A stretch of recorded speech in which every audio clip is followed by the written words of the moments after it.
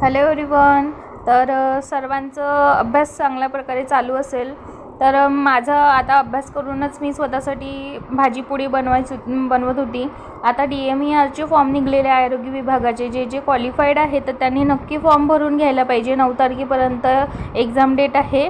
आणि मुद्रांक विभागाची आता आपल्याला 1 तारखेपासून पेपर सुरू होणार आहे. हॉल तिकीट येणं सुरू होईल. आता काही दिवसामध्ये आलेली तर नाही आहे, माझी तरी नाही आलेली आहे.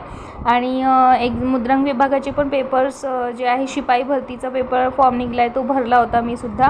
आता काय करता, कुठे ना कुठे गव्हर्मेंट जॉब लागणं गरजेचं आहे आपल्याला. मी बाय प्रोफेशन फार्मसिस्ट आहे, तर DMERच्या थ्रू मी ॲज अ फार्मसिस्टचा फॉर्मसुद्धा भरलेला आहे. त्याचंसुद्धा प्रिपरेशन चालू आहे. MPSCमध्ये कॉम्पिटिशन भरपूर आहे, म्हणून मी अदर्स एक्झाम पण देत आहे, जेणेकरून एक हातामध्ये आपल्याला इन्कम सोर्स असणं गरजेचं आहे. आणि आता अभ्यास करून झाल्यानंतर फार्मसीमधून पण आली, त्याच्यानंतर क्लासेस केले. आणि आता 9-9:30 वाजता मी स्वयंपाक करत होती. भाजी आणि पोळीच बनवली, काही नाही बनवलं. डाळ बनवली चण्याची आणि पोळ्या बनवल्या होत्या. आता एकटीसाठी काय करणार ना.